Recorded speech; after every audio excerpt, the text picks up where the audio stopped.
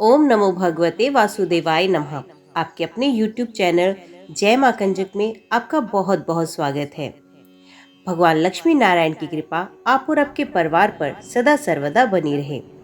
श्रीमद् भागवत पुराण की कथाओं को आगे बढ़ाते हुए आज की कथा का आरंभ हम स्वयंभू मनु द्वारा ध्रुव जी को युद्ध बंद करने के लिए समझाना अध्याय से करेंगे। उम्मीद करती हूँ कथा का पूरा फल लेने के लिए आप कथा को शुरू से लेकर अंत तक जरूर श्रवण करेंगे। ओम नमो भगवते वासुदेवाय नमः। श्री मैत्री जी और विदुर जी का संवाद। श्री मैत्री जी कहते हैं, विदुर जी, ऋषियों का ऐसा कथन सुनकर महाराज ध्रुव ने आचमन कर श्री नारायण के बनाए हुए नारायण अस्त्र को अपने धनुष पर चढ़ाया। उस बाण को चढ़ाते ही यक्षों द्वारा रची हुई नाना प्रकार की माया उसी क्षण नष्ट हो गई। जिस प्रकार ज्ञान का उदय होने पर अविद्यादि क्लेश नष्ट हो जाते हैं, ऋषिवर नारायण के द्वारा आविष्कृत उस अस्त्र को धनुष पर चढ़ाते ही उससे राजहंस के से पक्ष और सोने के फल वाले बड़े तीखे बाण निकले, और जिस प्रकार मयूर के कारव करते वन में घुस जाते हैं, उसी प्रकार भयानक साई साई शब्द करते हुए वे शत्रु की सेना में घुस गए। उन तीखी धार वाले बाणों ने शत्रु को बेचैन कर दिया। तब उस रणांगन में अनेकों यक्षों ने अत्यंत कुपित होकर अपने अस्त्र शस्त्र संभाले, और जिस प्रकार गरुड़ के छेड़ने से बड़े बड़े सर्प फन उठाकर उनकी ओर दौड़ते हैं, उसी प्रकार वे इधर उधर से ध्रुव जी पर टूट पड़े। उन्हें सामने आते देख ध्रुव जी ने अपने बाणों द्वारा उनकी भुजाएं, जांघें, कंधे और उदर आदि अंग प्रत्यंगों को छिन्न भिन्न कर उन्हें उस सर्वश्रेष्ठ लोक में भेज दिया, जिसमें उधर रेता मुनिगण सूर्यमंडल का भेदन करके जाते हैं। अब उनके पितामह स्वयंभू मनु ने देखा कि विचित्र रथ पर चढ़े हुए ध्रुव अनेकों निरपराध यक्षों को मार रहे हैं, तो उन्हें उन पर बहुत दया आई। वे बहुत से ऋषियों को साथ लेकर वहां आए और अपने पौत्र ध्रुव को समझाने लगे। मनु जी ने कहा, बेटा बस अधिक क्रोध करना ठीक नहीं। ये पापी नरक का द्वार है। इसी के वशीभूत होकर तुमने इन निरपराध यक्षों का वध किया। तात, तुम तो निर्दोष यक्षों के संहार पर उतर आए हो। ये हमारे कुल के योग्य कर्म नहीं है। साधु पुरुष इसकी बड़ी निंदा करते हैं। बेटा, तुम्हारा अपने भाई पर अनुराग था, ये तो ठीक है, परंतु देखो, उसके वध के संतप्त होकर तुमने एक यक्ष के अपराध करने पर प्रसंगवश कितनों की हत्या कर डाली। इस जड़ शरीर को ही आत्मा मानकर इसके लिए पशुओं की भांति प्राणियों की हिंसा करना, ये भगवत सेवी साधुजनों का मार्ग नहीं है। प्रभु की आराधना करना बड़ा कठिन है, परंतु तुमने तो लड़कपन में ही संपूर्ण भूतों के आश्रय स्थान श्री हरि की सर्वभूतात्मा भाव से आराधना करके उनका परम पद प्राप्त कर लिया है। तुम्हें तो प्रभु भी अपना प्रिय भक्त समझते हैं तथा भक्तजन भी तुम्हारा आदर करते हैं। तुम साधु जनों के पथ प्रदर्शक हो, फिर भी तुमने ऐसा निंदनीय कर्म कैसे किया। सर्वात्मा श्री हरि तो अपने से बड़े पुरुषों के प्रति सहनशीलता, छोटों के प्रति दया, बराबर वालों के साथ मित्रता और समस्त जीवों के साथ समता का बर्ताव करने से ही प्रसन्न होते हैं। और प्रभु के प्रसन्न हो जाने पर पुरुष प्राकृतिक एवं उनके कार्य रूप लिंग शरीर से छुटकर परमानंद स्वरूप ब्रह्मपद प्राप्त करता है। बेटा ध्रुव, देह आदि के रूप में परिणत हुए पंचभूतों से स्त्री पुरुष का आविर्भाव होता है, और फिर उनके पारंपरिक समागम से दूसरे स्त्री पुरुष उत्पन्न होते हैं। ध्रुव, इस प्रकार भगवान की माया से सत्वादि गुणों में न्यूनताधिक भाव होने से ही जैसे भूतों द्वारा शरीरों की रचना होती है, वैसे ही उनकी स्थिति और प्रलय भी होते हैं। पुरुष श्रेष्ठ निर्गुण परमात्मा तो इनमें केवल निमित्त मात्र है। उसके आश्रय से ये कार्य करणात्मक जगत उसी प्रकार भ्रमरता रहता है, जैसे चुंबक के आश्रय से लोहा। काल शक्ति के द्वार क्रमश सत्वादि गुणों से शोभ होने से लीला में भगवान की शक्ति भी सृष्टि आदि के रूप में विभक्त हो जाती है। अतः भगवान अकर्ता होकर भी जगत की रचना करते हैं और संहार करने वाले न होकर भी इसका संहार करते हैं। सचमुच उन उन्मत्त प्रभु की लीला सर्वथा अचिंतनीय है। ध्रुव, वे काल स्वरूप अवय परमात्मा ही स्वयं अंतरहित होकर भी जगत का अंत करने वाले हैं तथा अनादि होकर भी सबकी आदि करता है। वे ही एक जीव से दूसरे जीव को उत्पन्न कर संसार की सृष्टि करते हैं। तथा मृत्यु के द्वारा मारने वालों को भी मरवाकर उसका संहार करते हैं। वे काल भगवान संपूर्ण सृष्टि में समान रूप से अनुप्रविष्ट हैं। उनका ना तो कोई मित्र पक्ष है, ना ही कोई शत्रु पक्ष। जैसे वायु के चलने पर धूल उसके साथ साथ उड़ती है, उसी प्रकार समस्त जीव अपने अपने कर्मों के अधीन होकर काल की गति का अनुसरण करते हैं। अपने अपने कर्मानुसार सुख दुख आदि फल भोगते हैं। सर्वसम्मत श्री हरि कर्म बंधन में बंधे हुए जीव की आयु की वृद्धि और क्षय का विधान करते हैं, परंतु वे स्वयं इन दोनों से रहित और अपने स्वरूप में स्थित हैं। राजन, इन परमात्मा को ही मीमांसक लोक कर्म, चार्वक, स्वभाव, वैशेषिक, मातलंबी काल, ज्योतिष दैव और कामशास्त्री काम कहते हैं। वे किसी भी इंद्रिय या प्रमाण में विषय नहीं है। महदादी अनेक शक्तियां भी उन्हीं से प्रकट हुई हैं। वे क्या करना चाहते हैं, इस बात को भी संसार में कोई नहीं जानता। फिर अपने मूल कारण उन प्रभु को तो जान ही कौन सकता है। बेटा, ये कुबेर के अनुचर तुम्हारे भाई को मारने वाले नहीं है, क्योंकि मनुष्य के जन्म मरण का वास्तविक कारण तो ईश्वर है। एकमात्र वही संसार को रचता, पालता और नष्ट करता है, किंतु अहंकार शून्य होने के कारण इसके गुण और कर्मों से वे सदा निर्लेप रहता है। वे संपूर्ण प्राणियों के अंतरात्मा, नियंता और रक्षा करने वाले प्रभु ही अपनी माया शक्ति से युक्त होकर समस्त जीवों का सृजन, पालन और संहार करते हैं। जिस प्रकार नाक में नकेल पड़े हुए बैल अपने मालिक का बोझा ढोते रहते हैं, उसी प्रकार जगत की रचना करने वाले ब्रह्मादि भी नाम रूप डोरी से बंधे हुए उन्हीं की आज्ञा का पालन करते हैं। वे अभक्तों के लिए मृत्यु रूप और भक्तों के लिए अमृत रूप हैं तथा संसार के एकमात्र आश्रय हैं। तात, तुम सब प्रकार उन्हीं परमात्मा की शरण लो। तुम 5 वर्ष की अवस्था में अपनी सौतेली माता के वागवाणों से मरमाहत होकर माँ की गोद छोड़कर वन को चले गए थे। वहाँ तपस्या द्वारा जिन ऋषिकेश भगवान की आराधना करके तुमने त्रिलोकी से ऊपर ध्रुव पद प्राप्त किया और जो तुम्हारे वैर भावहीन सरल हृदय में वात्सल्यवश विशेष रूप से विराजमान हुए थे, उन निर्गुण अद्वितीय अविनाशी नित्य मुक्त परमात्मा को अध्यात्म दृष्टि से अपने अंतकरण में ढूंढो। उनमें ये भेदभाव में प्रपंच न होने पर भी प्रतीत हो रहा है। ऐसा करने से सर्वशक्ति संपन्न परमानंद स्वरूप सर्वंतर्यामी भगवान अनंत में तुम्हारी सुदृढ़ भक्ति होगी और उसके प्रभाव से तुम मैं मेरेपन के रूप में दृढ़ हुई अविद्या की गांठ को काट डालोगे। राजन, जिस प्रकार औषधि से रोग शांत किया जाता है, उसी प्रकार मैंने तुम्हें जो कुछ उपदेश दिया उस पर विचार करके अपने क्रोध को शांत करो। क्रोध कल्याण मार्ग का बड़ा ही विरोधी है। भगवान तुम्हारा मंगल करे। क्रोध के वशीभूत हुए पुरुष से सभी लोगों को बड़ा भय होता है, इसलिए जो बुद्धिमान पुरुष ऐसा चाहता है कि मुझसे किसी भी प्राणी का भय ना हो और मुझे भी किसी से भय ना हो, उसे क्रोध के वश में कभी ना होना चाहिए। तुमने जो ये समझकर कि ये मेरे भाई के मारने वाले हैं, इतने यक्षों का संहार किया, इससे तुम्हारे द्वारा भगवान शंकर के सखा कुबेर जी का बड़ा अपराध हुआ। इसलिए बेटा, जब तक कि महापुरुषों का तेज हमारे कुल को आक्रांत नहीं कर लेता, इसके पहले ही विनम्र भाषण और विनय के द्वारा शीघ्र उन्हें प्रसन्न कर लो। इस प्रकार स्वयंभू मनु ने अपने पुत्र ध्रुव को शिक्षा दी। तब ध्रुव जी ने उन्हें प्रणाम किया। इसके पश्चात वे महर्षियों के सहित अपने लोक को चले गए। श्री मित्र जी कहते हैं, विदुर जी, ध्रुव का क्रोध शांत हो गया और वे यक्षों के वध से निर्वृत्त हो गए। ये जानकर भगवान कुबेर वहां आए। उस समय यक्ष, चारण और किन्नर लोग उनकी स्तुति कर रहे थे। उन्हें देखते ही ध्रुव जी हाथ जोड़कर खड़े हो गए। तब कुबेर जी ने कहा, शुद्ध हृदय क्षत्रिय कुमार, तुमने अपने दादा के उपदेश से ऐसा दुसज्ज वैर त्याग कर दिया, इससे मैं तुम पर प्रसन्न हूँ। वास्तव में ना तुमने यक्षों को मारा है और ना यक्षों ने तुम्हारे भाई को। समस्त जीवों की उत्पत्ति और विनाश का कारण तो एकमात्र काल ही है। ये मैं तू आदि मिथ्या बुद्धि तो जीव को अज्ञानवश स्वपन के समान श्री राधि को ही आत्मा मानने से उत्पन्न होती है। इसी से मनुष्य को बंधन एवं दुखादि विपरीत अवस्थाओं की प्राप्ति होती है। ध्रुव, अब तुम जाओ, भगवान तुम्हारा मंगल करे। तुम संसार पास से मुक्त होने के लिए सब जीवों में समदृष्टि रखकर सर्वभूतात्मा भगवान श्री हरि का भजन करो।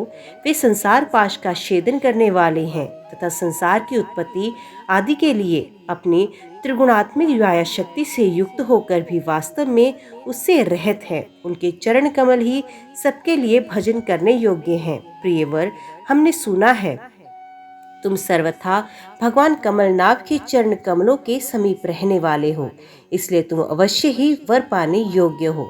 ध्रुव, तुम्हें जिस वर की इच्छा हो मुझसे निसंकोच एवं निशंक होकर मांग लो। श्री मित्र जी कहते हैं, विदुर जी, यक्षराज कुबेर ने जब इस प्रकार वर मांगने के लिए आग्रह किया तब महाभागवत महामती ध्रुव जी ने उनसे यही मांगा कि मुझे श्री हरि की अखंड स्मृति बनी रहे, जिससे मनुष्य सहज ही दुस्तर संसार सागर को पार कर जाता है। इडविडा के पुत्र कुबेर जी ने बड़े प्रसन्न मन से उन्हें भगवत स्मृति प्रदान की। फिर उनके देखते ही देखते वे अंतर ध्यान हो गए। इसके पश्चात ध्रुव जी भी अपनी राजधानी को लौट आए। वहां रहते हुए उन्होंने बड़ी बड़ी दक्षिणा वाले यज्ञों से भगवान यज्ञ पुरुष की आराधना की। भगवान की ही द्रव्य क्रिया और देवता संबंधी समस्त कर्म और उसके फल हैं तथा वे ही कर्म फल के दाता भी हैं। सर्वप्रथम पुशून्य सर्वात्मा श्री अच्युत में प्रबल वेगयुक्त भक्ति भाव रखते हुए ध्रुव जी अपने में और समस्त प्राणियों में सर्वव्यापक श्री हरि को ही विराजमान देखने लगे। ध्रुव जी बड़े ही शील संपन्न, ब्राह्मण भक्त, दीन वत्सल और धर्म मर्यादा के रक्षक थे। उनकी प्रजा उन्हें साक्षात पिता के समान मानती थी। इस प्रकार तरह तरह के ऐश्वर्य भोग से पुण्य का और भोगों के त्याग पूर्वक यज्ञ आदि कर्मों के अनुष्ठान से पाप का क्षय करते हुए उन्होंने 36,000 वर्ष तक पृथ्वी का शासन किया। जितेंद्रिय महात्मा ध्रुव ने इसी तरह अर्थ, धर्म और काम से संपादन में बहुत से वर्ष बिताकर अपने पुत्र उत्कल को राज सिंहासन सौंप दिया। इस संपूर्ण दृश्य प्रपंच को अविद्या रचित स्वप्न और गंधर्व नगर के समान माया से अपने में ही कल्पित मानकर ये समझकर कि शरीर, स्त्री, पुत्र, मित्र, सेना, भरा पूरा खजाना, जनाने महल, सुरमय विहार भूमि और समुद्र पर्यंत सुमंडल का राज्य भी ये सभी काल के गाल में पड़े हुए हैं। ये बद्रिक आश्रम को चले गए। वहां उन्होंने पवित्र जल में स्नान कर इंद्रियों को शांत किया। फिर स्थिर आसन से बैठकर प्राणायाम द्वारा वायु को वश में किया। तदंतर मन के द्वारा इंद्रियों को भाम्य विषयों से हटाकर मन को भगवान के स्थूल विराट स्वरूप में स्थिर कर दिया। उसी विराट का चिंतन करते करते अंत में ध्याता और ध्येय के भेद से शून्य निर्विकल्प समाधि में लीन हो गए। उस अवस्था में विराट रूप का भी त्याग कर दिया। इस प्रकार भगवान श्री हरि के प्रति निरंतर भक्ति भाव का प्रवाह चलते रहने से उनके नेत्रों में बार बार आनंद अश्रुओं की बाढ़ सी आ जाती थी। इससे उनका हृदय द्रवीभूत हो गया था और शरीर में रोमांच हो आया। फिर देह अभिमान गलित हो जाने से उन्हें मैं ध्रुव हूँ ऐसी स्मृति भी न रही। इस समय ध्रुव जी ने आकाश से एक बड़ा ही सुंदर विमान उतरते देखा। वे अपने प्रकाश से 10 दिशाओं को आलोकित कर रहा था, मानो पूर्णिमा का चंद्र ही उदय हो रहा हो। उसमें 2 श्रेष्ठ पार्षद गदाओं का सहारा लिए खड़े थे। उनके 4 भुजाएं थी, सुंदर श्याम शरीर था, किशोर अवस्था थी और अरुण कमल के समान नेत्र थे। सुंदर वस्त्र, किरीट, हार, भुजबंद और अति मनोहर कुंडल धारण किए हुए थे। उन्हें पुण्य श्लोक श्री हरि के सेवक जान ध्रुव जी हड़बड़ाहट में पूजा आदि का कर्म भूलकर सहसा ही खड़े हो गए और ये भगवान के पार्षदों में प्रधान हैं। ऐसा समझकर उन्होंने श्री मधुसूदन के नामों का कीर्तन करते हुए उन्हें हाथ जोड़कर प्रणाम किया। ध्रुव जी का मन भगवान के चरण कमलों में तल्लीन हो गया और वे हाथ जोड़कर बड़ी नम्रता से सर नीचा करके खड़े रह गए। तब श्री हरि के प्रिय पार्षद सुनंद और नंद ने उनके पास जाकर मुस्कुराते हुए कहा। सुनंद और नंद कहने लगे, राजन, आपका कल्याण हो। आप सावधान होकर हमारी बात सुनिए।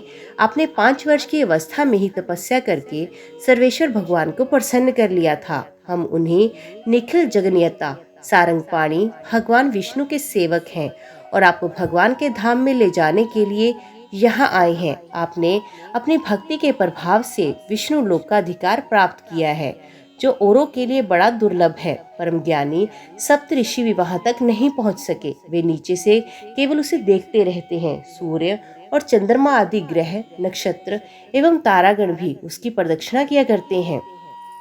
चलिए अब उसी विष्णु धाम में निवास कीजिए।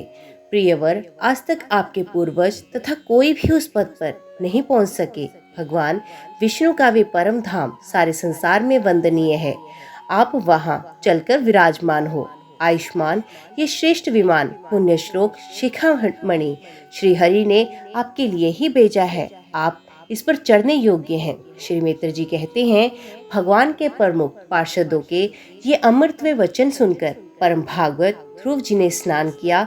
फिर संध्या वंदन आदि नित्य कर्म से निवृत्त हो मांगलिक अलंकार आदि धारण किए। बद्रिका आश्रम में रहने वाले मुनियों को प्रणाम करके उनका आशीर्वाद लिया। इसके बाद उस श्रेष्ठ विमान की पूजा और प्रदक्षिणा की और पार्षदों को प्रणाम कर स्वर्ण के समान कांतिमान दिव्य रूप धारण कर उस पर चढ़ने को तैयार हुए। इतने में ही ध्रुव जी ने देखा कि काल मूर्तिमान होकर उनके सामने खड़ा है। तो वे मृत्यु के सर पर पैर रखकर उस समय अद्भुत विमान पर चढ़ गए। उस समय आकाश में दुधंबी, मृदंग और ढोल आदि बजने लगे। श्रेष्ठ गंधर्व गान करने लगी और फूलों की वर्षा होने लगी। विमान पर बैठकर ध्रुव जी ज्यों ही भगवान के धाम को जाने के लिए तैयार हुए, त्यों ही उन्हें माता सुनीति का स्मरण हो आया। वे सोचने लगे, क्या मैं बेचारी माता को छोड़कर अकेला ही दुर्लभ वैकुंठ धाम को जाऊंगा। नंद और सुनंद ने ध्रुव के हृदय की बात जानकर उन्हें दिखलाया कि देवी सुनीति आगे आगे दूसरे विमान पर जा रही हैं। उन्होंने क्रमश आदि सभी ग्रह देखे। मार्ग में जहां तहां विमानों पर बैठे हुए देवता उनकी प्रशंसा करते हुए फूलों की वर्षा करते जा रहे थे। उस दिव्य विमान पर बैठकर ध्रुव जी त्रिलोकी को पार कर सप्तऋषि मंडल से भी ऊपर भगवान विष्णु के नित्य धाम में पहुंचे। इस प्रकार उन्होंने अविचल गति प्राप्त की। ये दिव्य धाम अपने ही प्रकाश से प्रकाशित है। इसी के प्रकाश से तीनों लोक प्रकाशित है। इसमें जीवों पर निर्दयता करने वाले पुरुष नहीं जा सकते। यहाँ तो उन्हीं की पहुंच होती है जो दिन रात प्राणियों के कल्याण के लिए शुभ कर्म ही करते हैं, जो शांत, समदर्शी, शुद्ध और सब प्राणियों को प्रसन्न रखने वाले हैं तथा भगवत भक्तों को ही अपना एकमात्र सच्चा सुहृद मानते हैं।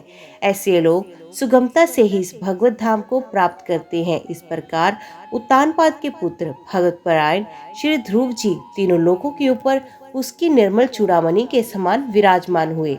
गुरुनंदन, जिस प्रकार दाएं चलाने के समय खंबे के चारों और बैल घूमते हैं, उसी प्रकार ये गंभीर वेग वाला ज्योतिष चक्र उस अविनाशी लोक के आश्रय ही निरंतर घूमता रहता है। उसकी महिमा देखकर देवऋषि नारद ने प्रचेताओं की यज्ञशाला में वीणा बजाकर ये 3 श्लोक गाए थे। इसमें संदेह नहीं, पतिप्रायणा सुनीति के पुत्र ध्रुव ने तपस्या द्वारा अद्भुत शक्ति संचित करके जो गति पाई है, उसे भगवत धर्मों की आलोचना करके वेदवाणी मुनिगण भी नहीं पा सकते।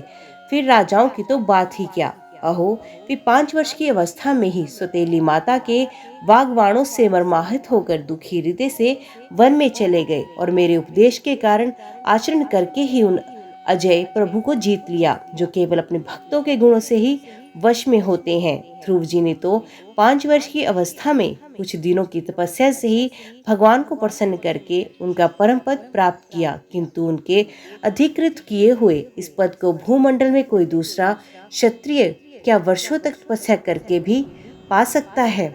श्री मित्र जी कहते हैं, विदुर जी, तुमने मुझसे उदारकृति ध्रुव जी का चरित्र के विषय में पूछा था, सो मैंने तुम्हें वे पूरा का पूरा सुना दिया। साधुजन इस चरित्र की बड़ी प्रशंसा करते हैं। ये धन, यश और आयु की वृद्धि करने वाला, परम पवित्र, अत्यंत मंगलमय है। इससे स्वर्ग और अविनाशी पद भी प्राप्त हो सकता है। ये देवत्व की प्राप्ति कराने वाला है, बड़ा ही प्रशंसनीय और समस्त पापों का नाश करने वाला है। भगवत भक्त ध्रुव के इस पवित्र चरित्र को जो श्रद्धा पूर्वक बार बार सुनते हैं, उन्हें भगवान की भक्ति प्राप्त होती है, जिससे उनके सभी दुखों का नाश होता है। इसे श्रवण करने वाले को शील आदि गुणों की प्राप्ति होती है। जो महत्व चाहते हैं, उन्हें महत्व की प्राप्ति कराने वाला स्थान मिलता है। जो तेज चाहते हैं, उन्हें तेज प्राप्त होता है।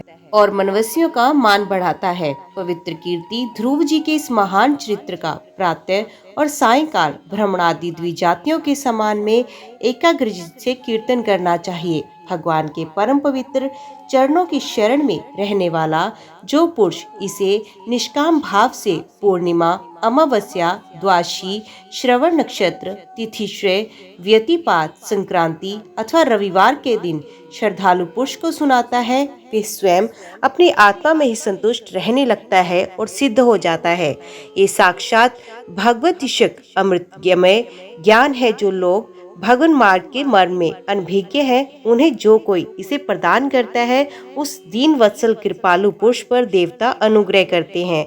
ध्रुव जी के कर्म सर्वत्र प्रसिद्ध और परम पवित्र हैं। वे अपनी बाल्यावस्था में ही माता के घर और खिलौनों का मोह छोड़कर श्री विष्णु भगवान की शरण में चले गए। कुरुनंदन, उनका ये चरित्र मैंने तुम्हें सह सुनाया। ओम नमो भगवते वासुदेवाय नमः। आज की वीडियो में इतना ही। उम्मीद करती हूँ वीडियो आपको पसंद आई होगी। वीडियो पसंद आई हो तो वीडियो को लाइक और चैनल को सब्सक्राइब जरूर कीजिएगा। जय श्री हरि लिखकर कमेंट बॉक्स में अपनी हाजिरी और अपने सुझाव जरूर दीजिएगा। मिलते हैं अगले अध्याय के साथ। तब तक के लिए देखते व सुनते रहिए। जय मां कंजक, जय माता दी।